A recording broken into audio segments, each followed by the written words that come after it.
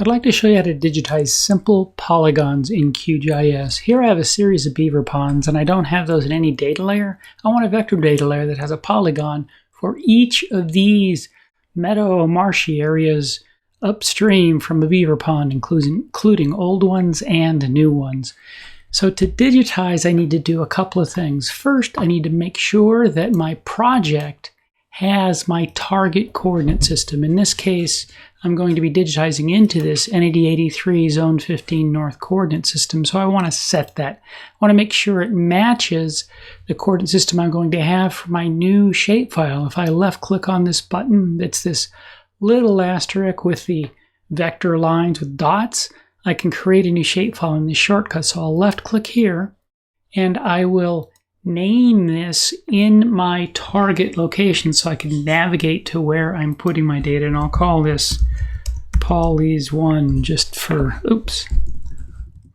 and I'll call this Beaver 1 for my beaver ponds. I have to make sure that that's a polygon target and that I have the same target coordinate system as for my project. I can add fields if I had its age or some other thing I wanted to add as I enter as text data or numeric. I'm not going to do that. We'll just have the default ID we'll add each time we digitize one. Once I have my data set created and set as a target, I will toggle digitizing on, and you'll see the little digitizing icon, this pencil showing up next to the feature there.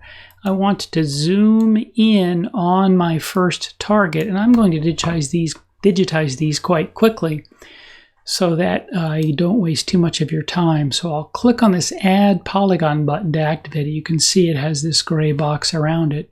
The cursor changes, and as I do a series of left clicks around the outside of the polygon here, the boundary that I'm drawing, I get a feature defined. When I'm done, I will right-click, and it allows me to enter a value, or I could just hit return and it would be no value and remain null. So I hit OK, and now I have my first feature. Again, I can zoom out and pan over to my next one and add another polygon. So I could just do a series of left clicks around the edge, again being very coarse to do it quickly. Right click, enter a value, hit return on my keyboard, and I have another one. I don't have to pan in between and reactivate the Add Polygon tool. I can just go to the next one if I want, right click, do the same fire drill, and there I have my 3 polygons. Again, I can zoom out.